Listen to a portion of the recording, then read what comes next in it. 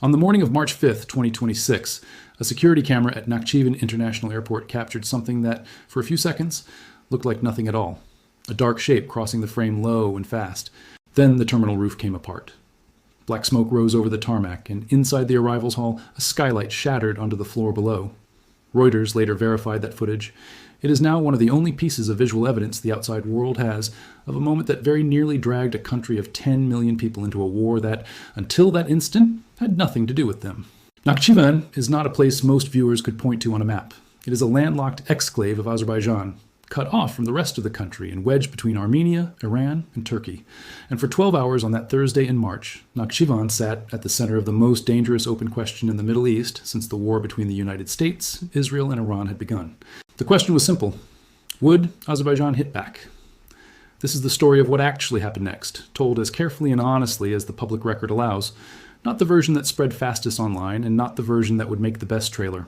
The version that named sources, government statements, and verified reporting can actually stand behind. Because the honest answer to what Azerbaijan did after Iran struck its territory is more interesting, and considerably more consequential, than a straightforward story of retaliation would have been. To understand why 4 drones over Nakhchivan mattered so much, you have to back up 9 days, to February 28, 2026. That was the day the United States and Israel launched a coordinated campaign against Iran that the Pentagon called Operation Epic Fury, and Israel called Operation Roaring Lion. According to Britannica and CENTCOM's own public statements, close to 900 strikes hit Iranian targets in the first 12 hours alone, aimed at nuclear infrastructure, ballistic missile sites, air defenses, and the senior leadership of the Islamic Revolutionary Guard Corps. The opening salvo killed Iran's supreme leader, Ali Khamenei, along with dozens of senior officers, in what open-source defense trackers and Britannica both describe as a decapitation strike unlike anything the region had seen in decades. Iran did not stay quiet. Within hours, according to reporting compiled in the timeline maintained on Wikipedia and corroborated by ABC News, Iranian forces began launching waves of ballistic missiles and drones, not only at Israel and American bases, but at Gulf states aligned with Washington. Qatar was hit. The United Arab Emirates was hit. An apartment building in Bahrain took damage. The Strait of Hormuz, the narrow waterway that a huge share of the world's oil transits every single day, was effectively closed to American and Israeli-linked shipping by the Iranian Revolutionary Guard Corps, and global oil prices spiked as a result. This was, by any reasonable measure, already one of the largest and most expensive military campaigns in the region since the 2003 invasion of Iraq. Defense spending trackers cited by outlets covering the war estimated the United States alone was burning through roughly $1.8 billion a day in munitions and interceptors during the opening week. The scale of that opening campaign is worth sitting with for a moment because it shapes everything that follows. Defense spending analysis, compiled by open-source trackers, drawing on figures from the Center for Strategic and International Studies, estimated the first 100 hours of the war alone cost the United States roughly $3.7 billion in munitions and interceptors. As the campaign wore on and American forces shifted from multi-million-dollar Tomahawk cruise missiles toward cheaper precision-guided bombs, the daily cost fell, but remained enormous, hovering around $500 million a day by roughly the war's 6th week. By mid-July, according to that same tracking, American fighter jets were flying 650 kilometers into Iranian airspace to strike targets near the city of Yazd, requiring extensive aerial refueling support, the deepest penetration raids of the entire campaign to that point. Iranian state media, cited in that reporting, said strikes during the same period disrupted drinking water to a cluster of villages near the port city of Jask, an allegation Iran's own energy minister characterized as a deliberate act of war against civilian infrastructure. None of that is independently verified beyond Iranian state media's own account, and it's included here specifically flagged as a contested, one-sided claim rather than an established fact. According to Britannica's account of the war, the human cost by the time Operation Epic Fury concluded on May 5th ran into the thousands dead across Iran, Lebanon, Israel, and Gulf Arab states, with millions more displaced across the region. The war triggered a global energy shock as well. With the Strait of Hormuz effectively closed to American and Israeli-linked shipping in the war's opening days, oil markets spiked sharply, and the ripple effects were still being felt months later.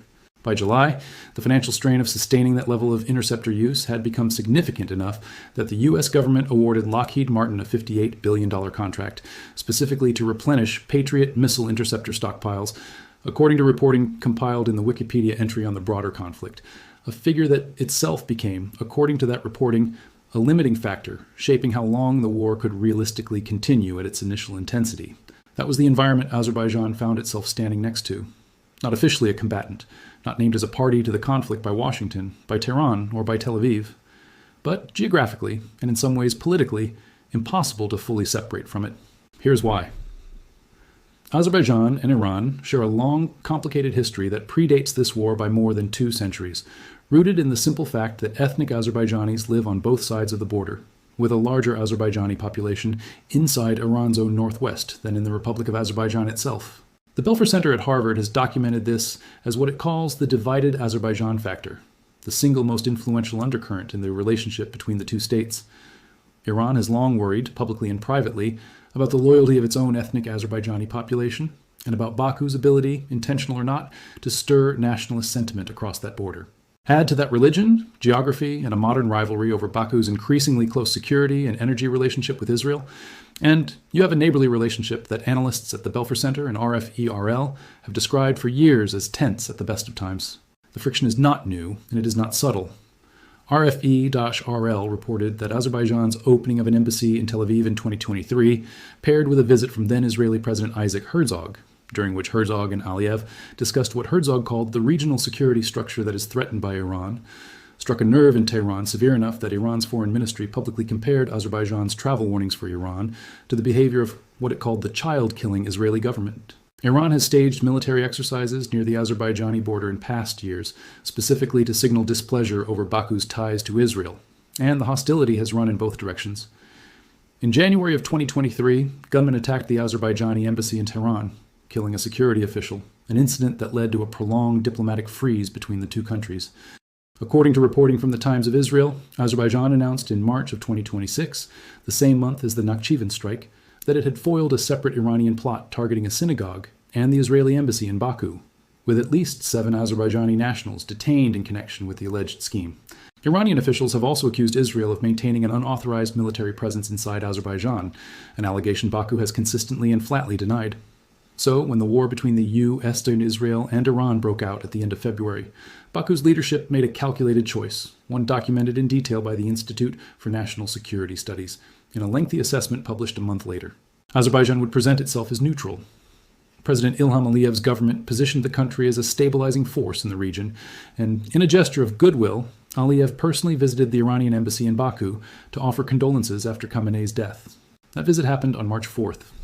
According to the Institute for National Security Studies, barely a day later, on March 5th, drones launched from Iranian territory struck Nakchivan. Azerbaijan's Ministry of Defense said 4 Iranian one-way attack drones took part in the strike.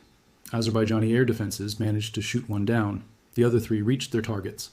One drone struck the terminal building at Nakhchivan International Airport. A second landed close to a school in the village of Shakarabad. A third hit what Azerbaijani officials described only as civilian infrastructure. 4 people were injured and taken to hospital, where the Nakhchivan Ministry of Health told Reuters they were listed in stable condition. The reaction out of Baku was immediate, and in diplomatic terms, about as sharp as it gets.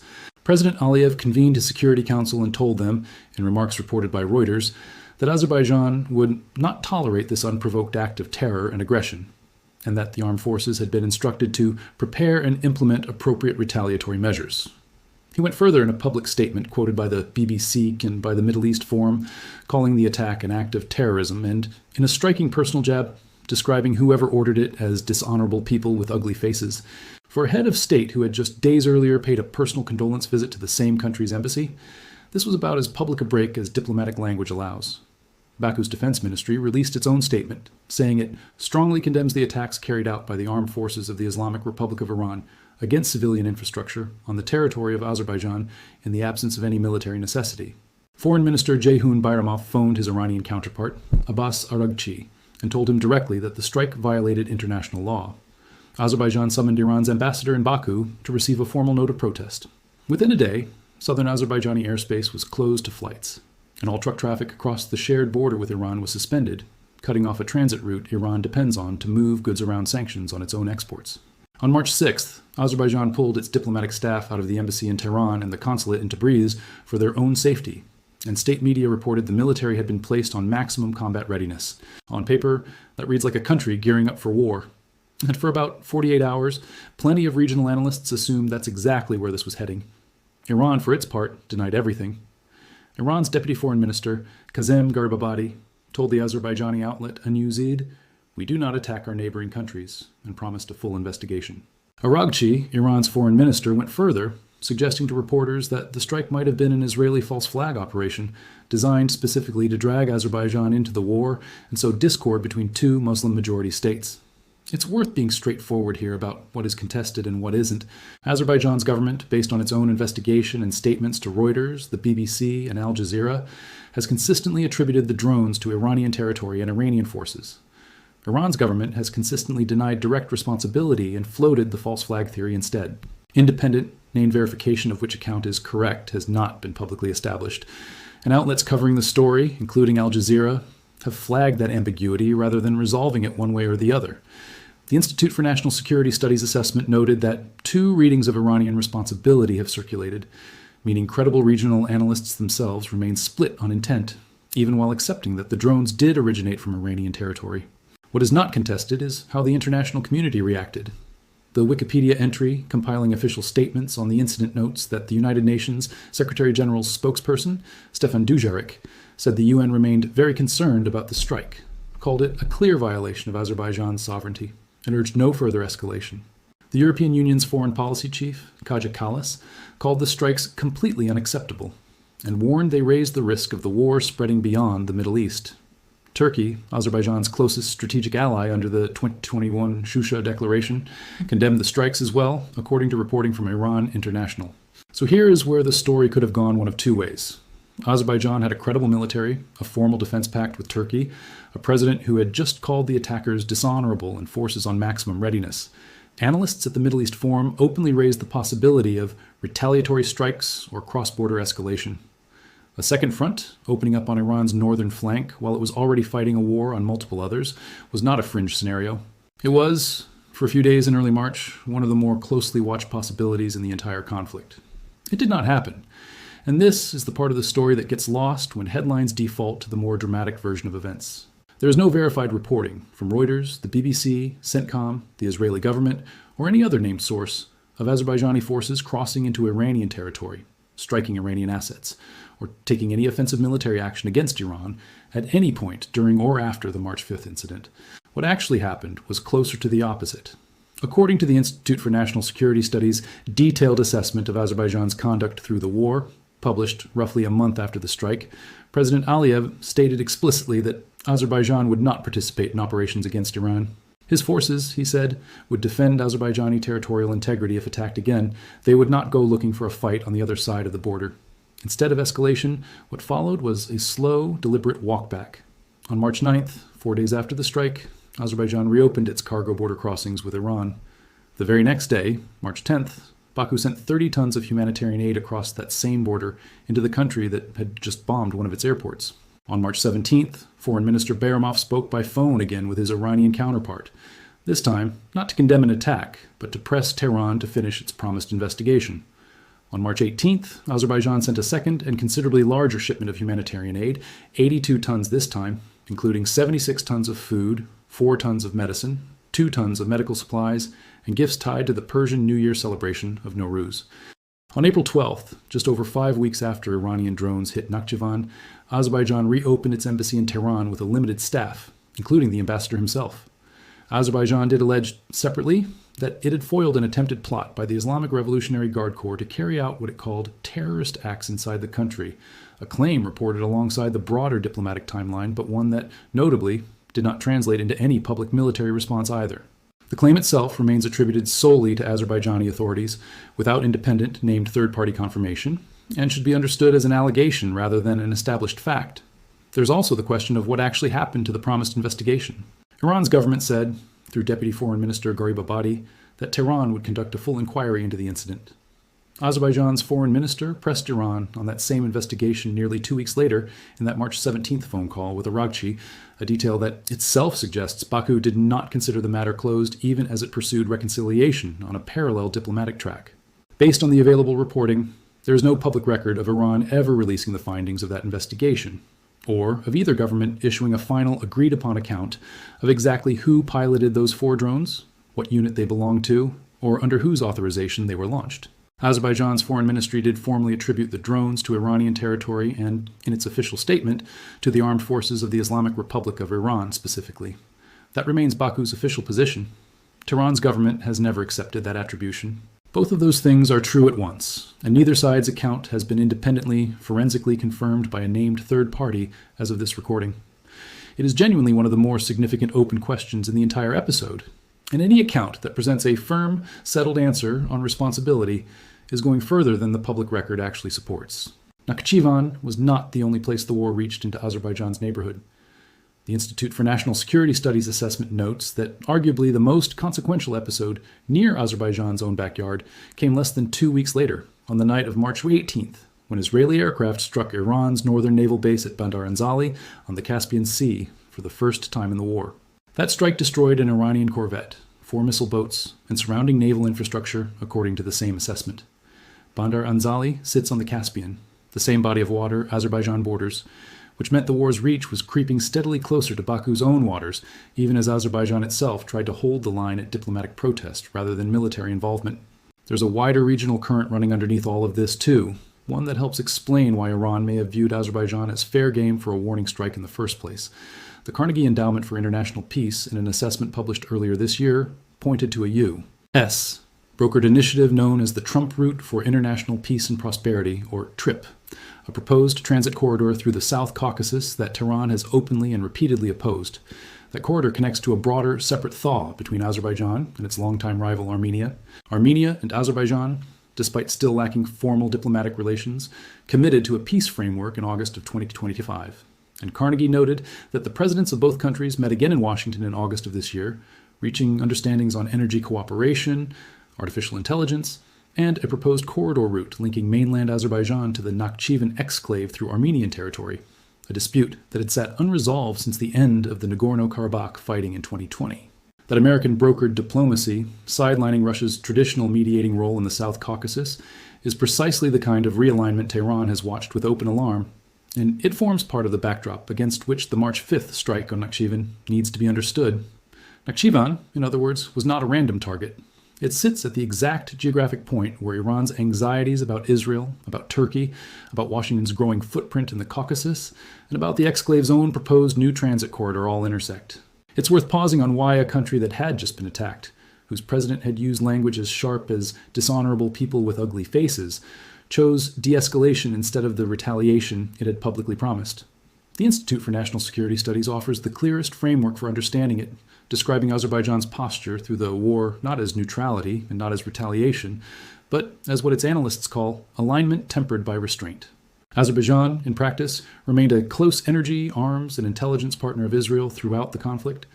It maintained deepening ties to Washington, including its role in a U.S.-brokered transit initiative through the South Caucasus that Iran has openly opposed. That alignment, the assessment argues, is precisely what made Azerbaijan a target in the first place. But what protected Baku from the war metastasizing onto its own soil, according to that same analysis, wasn't official neutrality. It was a combination of 3 things: credible military deterrence, a demonstrated and public willingness to retaliate if struck again, and a deliberate refusal to let itself be provoked into joining a war it had no strategic interest in fighting directly. Layered on top of that was a pragmatic determination to keep a working relationship with Tehran alive, expressed through those humanitarian aid shipments and the reopened embassy, even while Baku's deeper security relationships pointed the other way entirely. There's an additional wrinkle here worth being transparent about, because it's contested and unresolved. CNN reported in June, according to the Institute for National Security Studies summary of that reporting, that Israel had deployed special forces and intelligence units inside Azerbaijan in the weeks before the war began, installing monitoring equipment along the Iranian border as part of a wider regional surveillance network. Baku rejected that account as, in its own words, entirely baseless.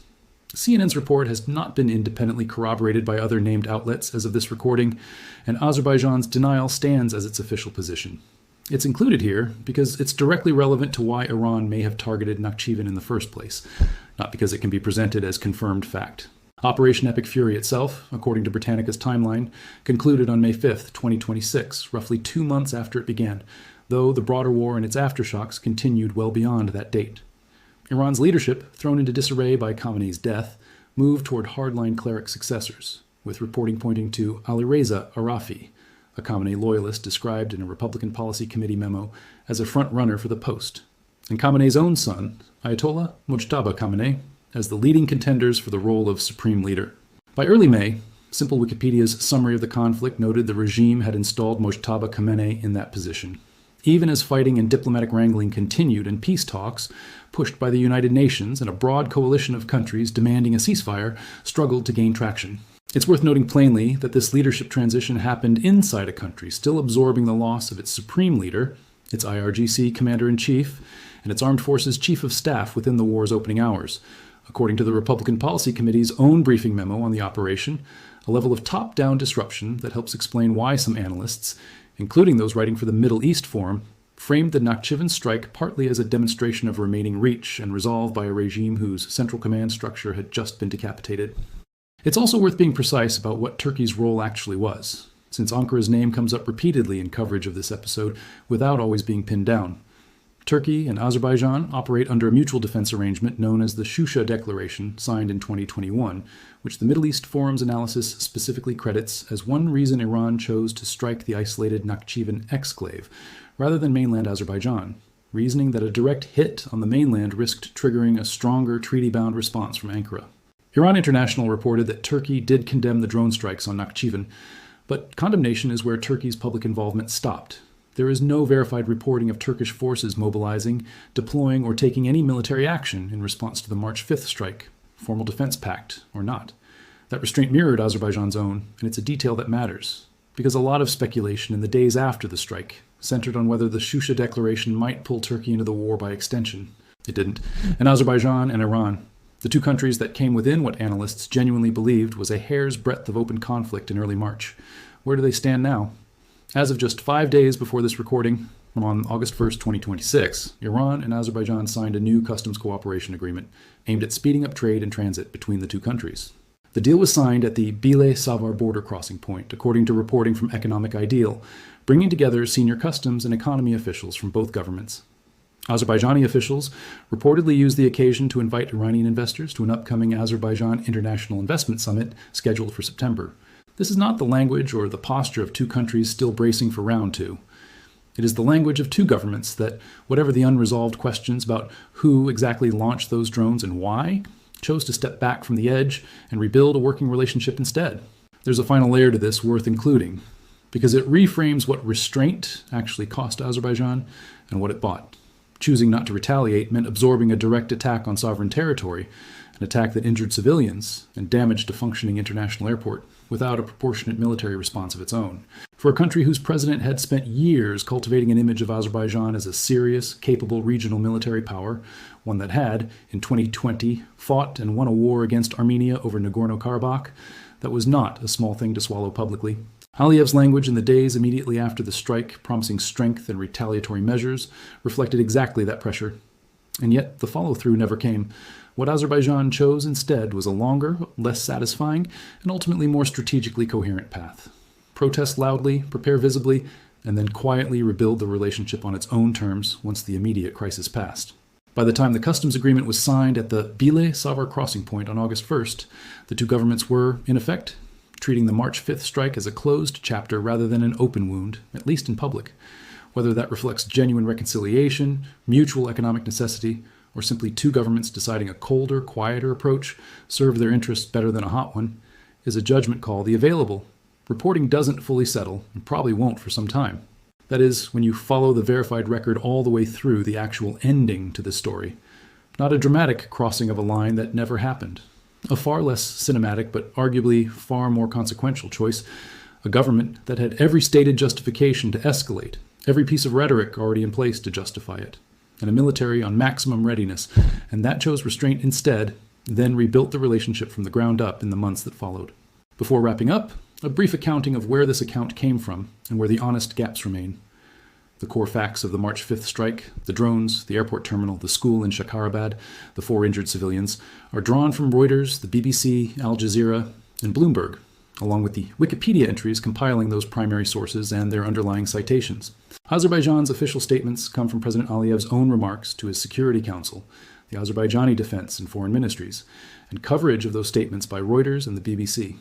Iran's denials and the false flag theory come directly from Iran's Deputy Foreign Minister Kazem Garibabadi and Foreign Minister Abbas Araghchi, as reported by the Azerbaijani outlet A New Zid and analyzed by the Middle East Forum. The broader analytical framework describing Azerbaijan's posture of alignment tempered by restraint comes from a detailed published assessment by the Institute for National Security Studies, one of the more thorough independent breakdowns of Baku's conduct across the entire war. Background on the deeper Iran-Azerbaijan relationship, including the divided Azerbaijan dynamic and the 2023 embassy attack, draws on the Belfer Center at Harvard and RFE-RL's regional reporting. The Times of Israel's ongoing coverage supplied the detail on Azerbaijan's own claim to have foiled a plot against a synagogue and the Israeli embassy in Baku. Background on Operation Epic Fury and the broader Iran war, including its cost, casualties, and the succession crisis inside Tehran, comes from Britannica, CENTCOM's public statements, ABC News, a Republican Policy Committee briefing memo, and open-source defense spending trackers. The regional diplomatic context around the Trump Route Corridor and the Armenia-Azerbaijan thaw comes from the Carnegie Endowment for International Peace. The most recent development, the August Customs Agreement, comes from Economic Ideals reporting out of Tehran, published within the past week. Where sources disagree, that disagreement has been flagged rather than smoothed over throughout this account, and it's worth restating plainly one more time here. Who exactly launched the March 5th drones, and under what authorization, remains formally contested between Baku and Tehran. Azerbaijan's claim of a foiled IRGC plot rests on Azerbaijani government statements alone. The CNN report describing an Israeli intelligence footprint inside Azerbaijan before the war has been denied by Baku and stands uncorroborated elsewhere.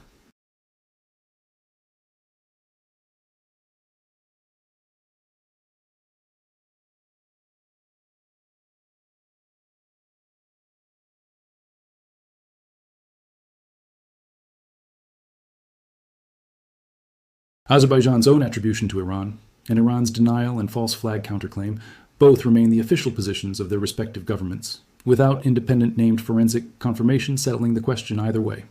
Azerbaijan's claim to have foiled an IRGC-linked plot on its soil also remains a one-sided allegation without third-party corroboration. And the CNN report on Israeli special forces operating inside Azerbaijan before the war has been denied by Baku and has not been independently corroborated elsewhere. So here's the question worth sitting with. A country gets attacked, has every public justification and the apparent military means to retaliate, and chooses not to. Weeks later, it's shipping humanitarian aid to the same country that struck it, and months later, signing trade deals with it. Is that strength, the kind of quiet confidence that doesn't need to prove itself through escalation? Or is it a smaller state making a hard, pragmatic calculation about which fights it can actually afford to have? Let us know what you think this says about how small, exposed states like Azerbaijan are learning to survive inside other people's wars, and whether you think that kind of restraint is a sign of real strength or simply the most survivable option available to a country wedged between much larger powers. That's where we'll leave this one in Nakchivan, on the ground where it started. Thanks for watching.